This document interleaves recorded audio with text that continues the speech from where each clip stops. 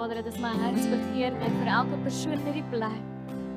Here, dat ons nooit sal moeg raak om te sing van die liefde. Dat ons nooit sal moeg raak om vir U dankie te sê vir dit wat U is en wat U doen nie. Dat ons siel altyd sal uitroep, hoe groot en hoe magtig is U. Here, mag U verheerlik word in hierdie plek vanaand. Mag alles vanaand net oor U gaan. Heilige Gees, dankie vir U soete teenwoordigheid. Mag ons verander die uitstap vanaand. If you pursue to know the Lord, He will break through to you like the daybreak and the latter rains. Here, dankie dat die kern van daardie skrif sê, if we pursue to know You. En is ons hartsbegeerte vanaand in hierdie plek, dat ons tyd sal maak om U hart te leer ken, om nader aan U te beweeg, nader aan U te wandel, wanneer ons 'n deurbraak nodig het, Here, dat dit nie sal gaan oor dit wat U vir ons kan doen nie, maar oor wie U is. Here, mag U fokus vanaand net op U wees. In Jesus naam. Amen. Amen. Kan ons Here net 'n lofoffer gee vanaand? Baie dankie. Jy kan jou sitplek neem. Dankie Zain. Dit is vir my 'n voorreg om vanaand aan te gaan met 'n reeks genaamd Deurbraak. En ons is besig met 'n maand van gebed. En is daar enige getuienisse vanaand in hierdie plek? Kan ek miskien net vinnig sien met 'n wys van hande in die begin van Oktober maand? Is daar enige van julle wat al versoeke neergeskryf het op ons gebedsmuur? Op een van die gebedsmure? Enige een van julle wat versoeke neergeskryf het? Kom ons begin daar. Daar's versoeke. Is daar van julle wat vanaand julle hand kan lig en sê, my versoek het nou op die getuienisbord gekom? Is daar van julle? Ek is definitief een van hulle en ek het vanaand net daar gaan skryf, want dit is so belangrik dat ons partykeer rekord moet hou van dit wat God in ons lewe doen, sodat wanneer ons in 'n plek kom waar ons 'n deurbraak nodig het, dat ons die geloof sal hê om nog aan hom vas te hou, sodat hy ons sal lei. Want dit is so maklik om wanneer ek en jy 'n deurbraak nodig het, ons eers mismoedig te raak en te wees, en eintlik hopeloos te voel, want hoekom gebeur hierdie? En dan is dit belangrik dat jy iets sal hê wat jou herinner aan hoe goed hy is. Nou 'n deurbraak net vinnig, wat beteken dit? Dit is 'n oorwinning of 'n verandering tot beter. Dis daai oomblik in jou lewe waar dit bietjie voel asof die wêreld stil staan en jy verandering tot beterskap nodig het. Die Engels sê dit so mooi, hy sê a sudden, dramatic and important discovery or development. Iets wat vinnig moet gebeur baie keer. Ek weet nie van jou nie, maar ek weet in die begin van die maand, toe ek 'n gebedsversoek geskryf het, was net voor ons vas, het ek nie baie tyd gehad vir daai beterskap om te moet gebeur nie. Ek was teen 'n tydlyn. Die Here moes spoedig deurkom. En dit is presies wat 'n deurbraak is. The sudden, dramatic and important. Dis iets wat regtig vir jou belangrik is. Iets wat aan jou vat. Wat jy nodig het, wat verandering moet bring. Nou wanneer ons in die boek van Jakobus gaan kyk, dan leer hy ons dat in enige situasie, of dit 'n deurbraak moet wees of nie, is dit nodig dat ek en jy op ons knieë moet wees. Jakobus 5 vers 13 tot 15 sê, dat as ons swaar kry, moet ons bid, as ons opgeruim is, moet ons lofliedere sing, wanneer ons siek is, moet die ouderlinge van die gemeente kom en vir ons hande oplê. En dan vers 15 sê, en as hulle gelowig bid, sal die sieke genesing vind. Wanneer daar met geloof gebid word, is daar 'n deurbraak. En dit is my eerste punt vanaand, net vinnig, dat wanneer jy jouself miskien nog steeds in daardie posisie vind waar jy 'n deurbraak nodig het, weet dat jy geloof nodig het wanneer jy bid. Jy moet glo in die God wat die wonderwerk moet verrig. Vers 16 sê, die gebed van 'n gelowige het 'n kragtige uitwerking. Daar kan net 'n kragtige uitwerking wees as die gebed van 'n gelowige is. Wanneer ek en jy op 'n plek is waar ons regtig vertrou. Was vir my so mooi toe Brandon die 10de boodskap bring vanaand en hy sê dis daai plek waar jy moet oorgee, waar jy moet leer om te vertrou. En partykeer met 'n deurbraak en ek dink baie keer finansiëel, is dit daai oorgee, daai saad in die grond, daai bietjie geloof, daai bietjie wat jy het vir die Here oor te gee om te sê Here, nou kan jy maar iets kom doen. En is net in daai geloof wat hy berge kan verskuif. So wanneer ek en jy 'n deurbraak nodig het, onthou dat jy geloof ook vereis. So my vraag vanaand aan die heel begin is, hoe bid jy op die oomblik vir jou deurbraak? Hoe praat jy? Hoe veg jy? Pastor Gerard het laasweek 'n wonderlike diens gehad en ons regtig geleer oor hoe om oorlogvoering te vier, geestelike oorlogvoering in ons gebedskamer. Hoe veg ek en jy? Veg ons uit 'n plek van oorwinning uit? Veg ons uit 'n plek uit waar ons weet wat hy kan doen? Of veg ons uit 'n plek van hulpeloosheid en eintlik net daai Engelse woord defeated? Is dit hoe jy partykeer voel? Want God vra vanaand vir my en jou dat wanneer ons hom vertrou vir 'n deurbraak, is dit nodig dat ons dit met geloof moet vra en moet doen, moet spreek. Die tweede ding wat ek vinnig wil aanhaal is uit 1 Johannes 5 vers 14 wat sê, en dit is die vrymoedigheid wat ons teenoor hom het, dat hy ons verhoor as ons iets vra volgens sy wil. Amen. Hierdie is 'n baie belangrike plek as jy jouself in 'n deurbraak situasie bevind. 'n Plek waar jy in afwagting is dat God iets moet doen. Is daardie ding wat hy moet doen in sy wil? Of is dit teen wie hy is? Is dit teen sy karakter? Is dit teen sy beloftes? Is dit teen sy woord? Want as dit nie is nie, dan sê dit het ons vrymoedigheid. Want hy sal dit vir ons gee volgens sy wil. Dit vat dalk bietjie langer, maar dit is op pad. Want dit is in sy wil. Nou ek wil hê, jy moet net gou jou oë toemaak vir 'n oomblik. En dan wil ek jou terugvat na 'n tyd, 'n plek, vir seisoen in jou lewe, waar jy nuus ontvang het, wat jou hele wêreld laat stil staan het. Dis gewoonlik nie goeie nuus nie. Dis gewoonlik verskriklike, slegte nuus, wat ewe skielik alles omvergooi. Hierdie situasie is gewoonlik uitslaa van 'n dokter, miskien van 'n eksamen, is miskien dood, verwoesting, miskien net 'n finansiële berg, maar 'n plek in jou lewe waar jy gevoel het, joh, alles staan net vir 'n oomblik stil. Jy kan jou oë oopmaak. Hierdie nuus los ons gewoonlik iewers tussen ongeloof en oorweldigheid. 'n Plek waar ons eintlik net so verslae staan van, hoe kan hierdie nou gebeur? Maar is ook in daardie oomblikke waar ek en jy dringend op soek is na uitkoms, na beterskap, na 'n verandering van omstandighede. En ek lees vroeër hierdie week van 'n man met die naam van Nehemia. En Nehemia vind hom op daardie plek waar hy gekonfronteer is met slegte nuus. En die ding van slegte nuus is, dit het altyd, is dit gekoppel aan 'n tydperk, 'n tyd spesifiek of aan 'n plek. Jy onthou dit min of meer. Was min of meer so oud, was min of meer daai maand. Hoe oud was ek? Daar's altyd half iets significant aan wanneer hierdie slegte dinge met ons gebeur.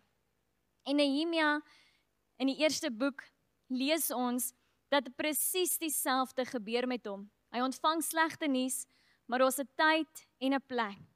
En ons lees vanaf vers 1 waar dit sê: In die 20ste jaar van Artsata se koningskap in November was ek by sy vestingstad Susan.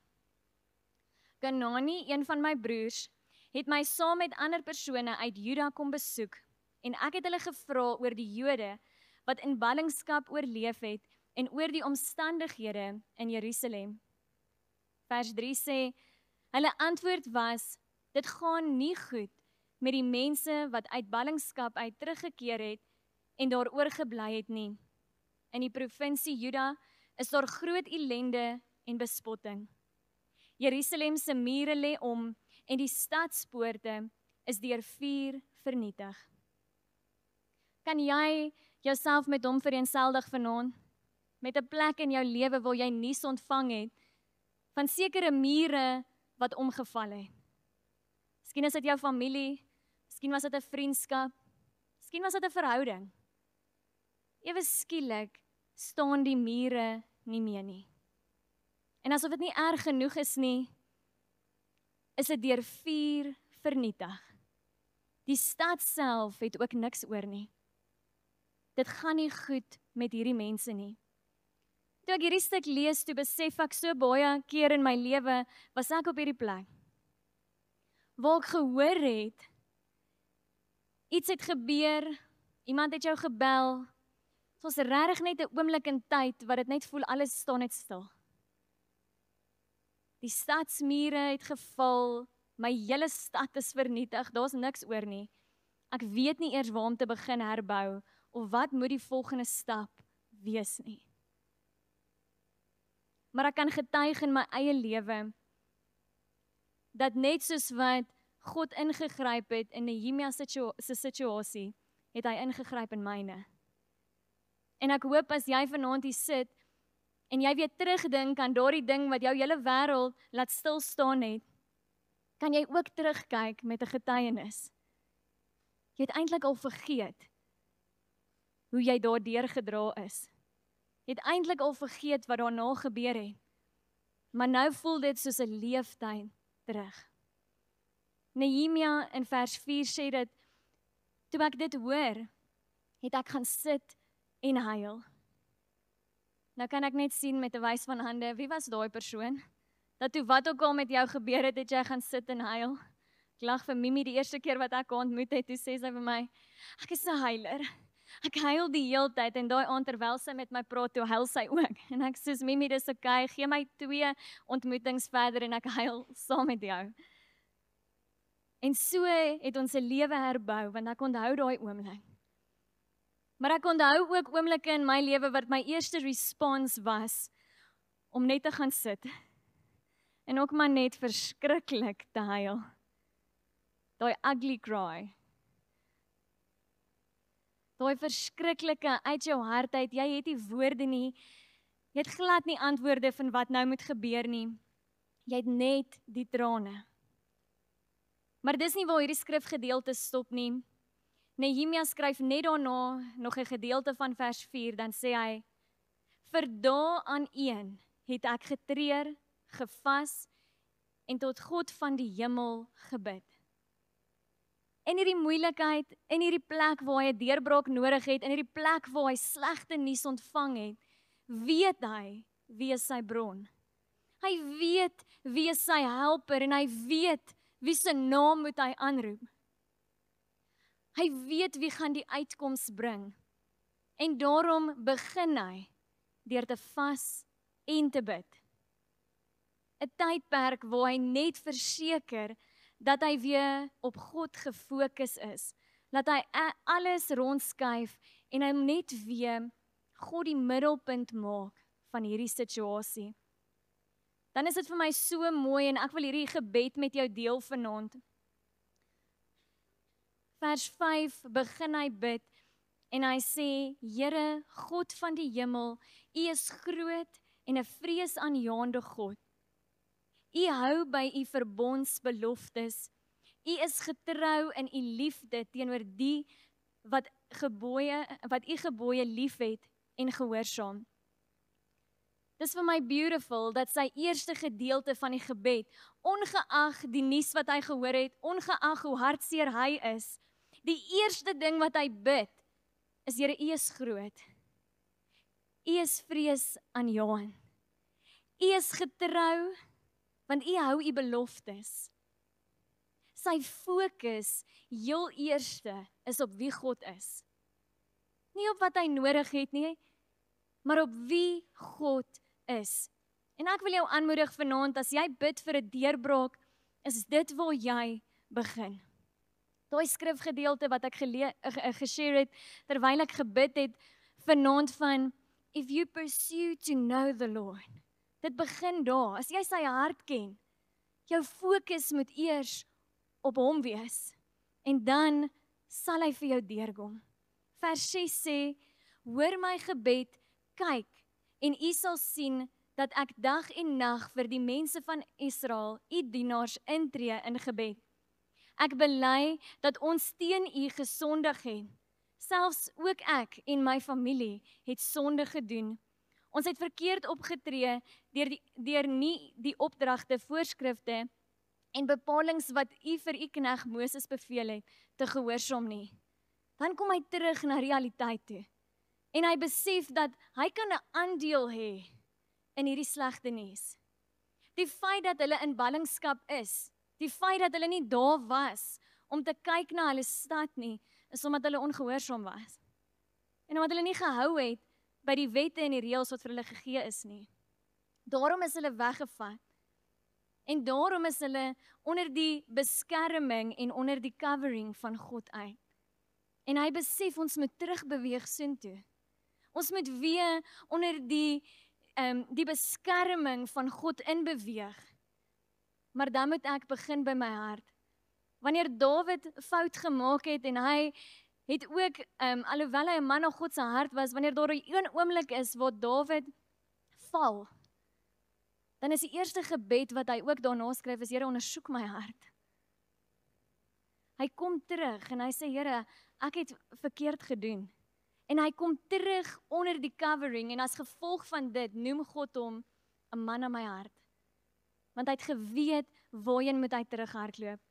Nehemia gaan aan in vers 8 en sê hy, hou tog in gedagte wat u vir u knegt Moses gesê het. As julle ontrou is, sal ek julle onder die volk verstrooi. As julle egter na my toe terugkeer en my bevele gehoorsaam, sal ek julle terugbring na die plek waar ek verkies dat julle my moet aanbid. Al is julle oor die uithoeke van die aarde versprei. Belofte. Die derde ding in sy gebed is, hy herinner God aan sy beloftes. Hy maak seker, hulle val weer onder daai covering, en omdat hulle daar is, het hulle toegang tot die beloftes. En weet hy, dat God sê, herinner my aan my beloftes. En hy sal 'n waarmaker van sy woord wees. Die laaste gedeelte van sy gebed sê, hulle is u diensknegte, u volk wat u deur u groot mag en oorweldige krag verlos het. Here, hoor asseblief my gebed. Luister na ons gebede, ons wat u graag wil eer. Laat my tog vandag suksesvol wees wanneer ek die koning 'n groot guns vra. Laat hy my goedgunstig wees. En dan kom hy by sy versoek. Dit wat hy nodig het, die deurbraak waarvoor hy God vertrou. Nou gaan nie die res met jou deel nie, maar as jy Nehemia se storie nie ken nie, wil ek jou aanmoedig, gaan lees dit in die week. Maar God hoor sy hart. En hy gee hom guns by die koning. En Nehemia gaan dan en word geken as een van die grootste leiers in die Ou Testament, wat gegaan het om die mure te herbou. Maar hierdie is 'n maand van gebed, en Pastoor Ronaldo het 'n paar keer in hierdie maand genoem, dat ons die mure van gebed in ons eie lewe moet herbou. En vanaand wil ek jou daai geleentheid gee, om saam met my, jou lewens en jou gebedskamer weer te herbou. So jy het 'n notaboekie gekry, kan ek gou sien? As jy nie een gekry het nie, steek gou jou hand op vir 'n volunteer, laat hulle jou sien, en gou vir jou bring. Goed. glo die meeste het nou boekies. Nou ek wil jou vat vanaand na wat ons noem 'n gebedsjoernaal toe. En miskien is dit vreemd vir jou, dan wil ek vir jou sê, dit is net nog 'n manier vir jou om jou gebedstyd met die Here uit te brei. Baie keer kry ons klagtes van mense wat nie langer as 5 of 10 minute kan bid nie, ons weet nie meer wat om te sê nie. So vanaand is regtig net 'n geleentheid waar ek jou wil toerus, sodat jou woorde meer kan raak in jou gebedskamer, sodat jy regtig God se hart beter kan verstaan, meer tyd by hom kan bring, sodat jy, wanneer dit tyd is vir 'n deurbraak, jy sy hart ken en jy op hom kan vertrou. Nou wanneer ek en jy gaan kyk na die hele boek van Psalms, dan sal ons sien dat dit 'n klomp liedere is, gedigte, maar ons ook gebede in daardie boek opgeskryf. En ek het bietjie gaan kyk daarna en is eintlik half 'n hele boek van Israel as 'n gebed. Hoe hulle gebede neergeskryf het en partykeer het hulle liedere geskryf waar hulle eer aan God gebring het, maar is regtig iets wat gebeur het uit gesprekke wat mense met God gehad het. Nou op die bord sal jy sien, interessant genoeg, ek het met 'n paar mense gepraat die laaste paar weke, wat nie geweet het dat die boek van Psalms nie alleenlik deur Dawid geskryf is nie. So daai was eintlik net so ekstra vir jou vanaand, dat jy vinnig kan loer, om te sien dat 73 van die Psalms was definitief Dawid, maar daar was 12 van iemand anders, 11, 1, is daar nog geslaaid, 2 van Salomo, 1 van Moses, en dan 49 van hulle is anoniem. Ons weet nie wie hulle geskryf nie. Maar die belangrikheid van al hierdie gebede en al hierdie liedere, gedigte, het begin uit 'n gebedsjoernaal, waar iemand hulle gesprek met God neergeskryf het. En ek wil jou lei vanaand, terwyl ons gaan kyk na die gebed van Nehemia, gaan ons leer by hom hoe om vanaand ons eie gebedstyd met God te verbreek en meer te maak, vir jou meer woorde te gee. So die eerste ding wat ek wil hê jy moet neerskryf vanaand is God se karakter. As jy vanaand een ding moet uitlig van God, wat is daai ding? Dit hoef regtig nie 'n paragraaf te wees nie. Dit is net 'n oomblik wat jy net dink aan wie is God vir jou?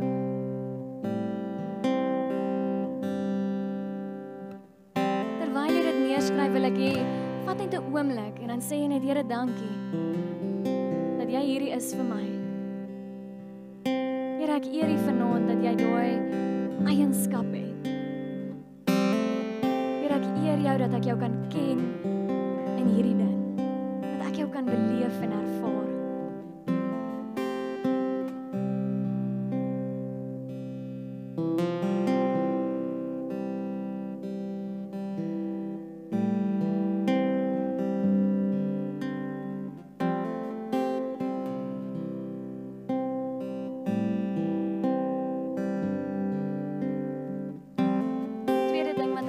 Vanaand moet neerskryf as ons Nehemia gebid het en toe bely hy vir homself, maar ook sommer vir sy volk. Vra die Here vanaand om jou hart te ondersoek, vir jou te wys wat is daar wat nie van hom af is nie. Wat is daar wat nie aan hom eer bring nie? Miskien is dit een woordjie, miskien is dit 'n sin. Maar bring dit vanaand na hom toe en sê, Here, ek gee oor. Ek kom vra om verskoning, ek kom lê dit by U neer. Ek wil meer soos U wees. May you increase and I decrease.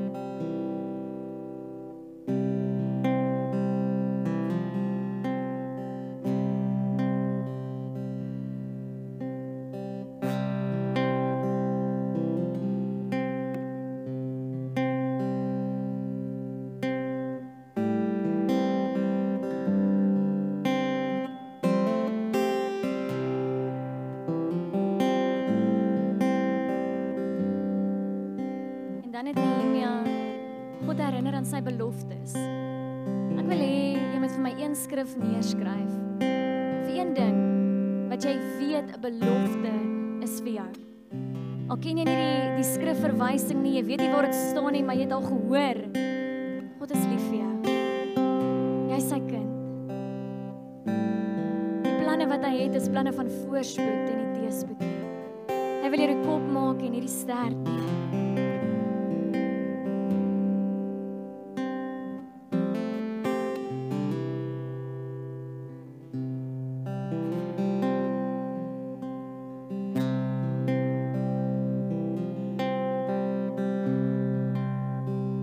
Ons weet vanaand dat elke belofte is ja en amen. En hy is 'n waarmaker van sy woord. Die vierde ding vanaand, jou versoek. Wat is jou deurbraak wat jy nodig het? As hy vanaand moet opdaag, wat is daai ding wat hy vanaand moet doen?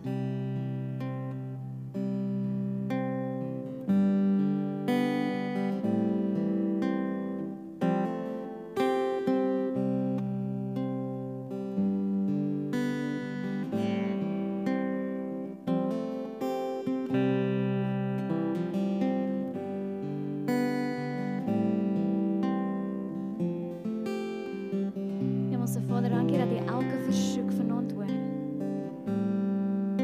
Party is woorde, party is miskien net 'n doodle. Miskien is party net 'n fluister vanaand, 'n gedagte. Here, maar ons kom lê dit by u voete neer en ek kom vra dat u 'n weg sal maak. Net soos wat u vir Joshua gehoor het toe hy gesê het, son staan stil, hoor u vanaand elke mens wat u naam aanroep. Elke persoon wat jy nodig het.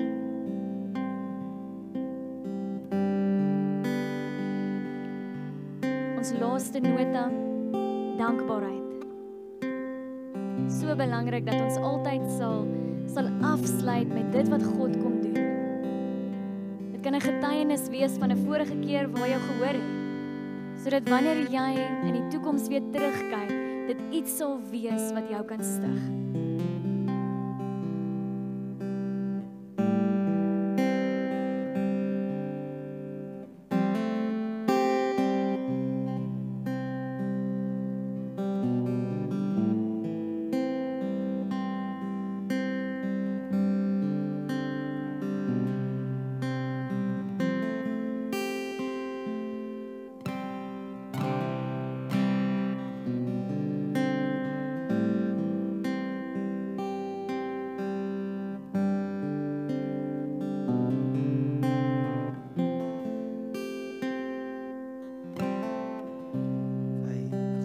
Geskryf.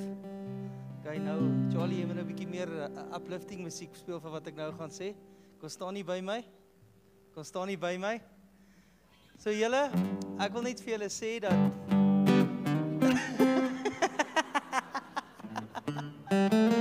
nee, wag. Jy moet net so 'n bietjie van 'n gap. Ek wil net vir julle sê dat volgende week is 'n awesome week hier by ons gemeente. Weet julle hoekom? Want hierdie tweeetjies, as julle hulle weer sien, is hulle getroud.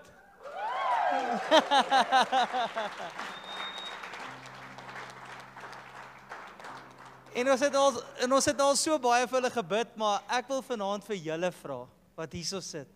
Sal julle vir hulle die grootste geskenk gee? En sal julle asseblief julle hande uitstrek na hulle twee toe?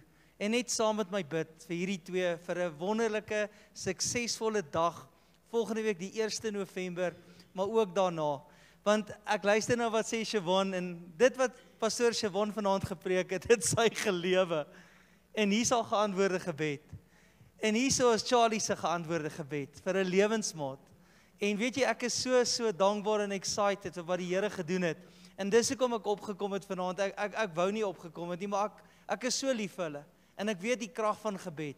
So mag ek vra dat julle net julle hande sal uitstrek na hierdie twee vandag. Wil julle nie net by mekaar staan nie? Peer, kom staan nie by my. Kom ons lê hande op hulle. En Vader, ek bid net vandag vir hierdie twee. Here, dankie vir hulle. Dankie Here dat jy hulle by mekaar gevoeg het, Here. Here, uit Steelpoort uit Amanzimtoti uit, Vader, uit Boksburg uit. Here, het hierdie twee by mekaar gevoeg, Here. En ek wil dankie sê vir u seën op hulle lewe. Ons wil bid dat u hulle hierdie week sal beskerm. Ons bid waar hulle in Leidenburg toe ry volgende week, Vader, dat U met hulle sal wees, dat U vir hulle sal uitgaan. Ons bid dat daardie dag die amazingste dag sal wees, Vader. En mag U naam verheerlik word deur daardie dag, Here. Ons bid dat U glorie sal neerdal op daardie dag. En mag hierdie twee die wonderlikste bruilof hê. Ons seën hulle vandag as 'n gemeente, Vader. En ons wil U eer, Vader, dat ons nog steeds, Here, dat ons kan uitsien vir hulle wat vandag hier sit, wat sê, wanneer kom my man en my vrou? Maar mag ons vashou in daardie hoop, Here, dat as God vir ons is, wie kan teen ons wees? En dat U agter die skerms werk om vir ons die regte persoon te gee in ons lewe. Here, ek seën hulle vandag met die seën van die Here in die naam van Jesus. En as jy saam met my stem, skree uit jou hart uit, Amen. Dankie julle, is my groot voorreg om vanaand hierdie diens af te sluit, soos julle julle oë vir my sal sluit. Dankie. Abba Vader, baie dankie vir die voorreg wat ons het om so die naweek af te sluit, Vader, in U teenwoordigheid. En net die laaste tyd om met U te spandeer. Vader, ek bid dat U met elke persoon hier vanaand sal gaan. Vader, die week wat voorlê, Vader, seën die hande van hulle, seën die werke van hulle hande, Vader. Mag die salwing van die Heilige Gees op hulle kom, Vader, sodat hulle daar waar hulle is, 'n verskil kan maak, Vader. Daar waar hulle is, 'n seëning sal wees, dat die woorde wat hulle spreek, woorde van bemoediging sal bring vir mense en nie te nakome nie, Vader. En so ook die werke van hulle hande, dat hulle geseën sal wees, Vader, en seën en vrug aan ander mense se lewens sal bring. Vader, ek bid dat U hulle sal behoed en bewaar, Vader, en sal beskerm, dat hulle veilig by hulle destinasie sal kom, en so ook weer volgende Sondag terug in U huis sal wees. En dan vir die gemeente, Vader, wil ek net sê, mag die Here julle seën en julle bewaar. Mag julle sy aangesig oor julle laat skyn en julle genadig wees. En mag die Here sy aangesig na julle toe draai en vir julle vrede gee. Amen. Wil ek julle net herinner, Saterdagoggend 4:00 het ons weer die maandelikse bidduur. Dit sal vir ons 'n groot voorreg wees as julle elkeen by ons kan aansluit vir die oggendbid. Baie dankie. Bye bye.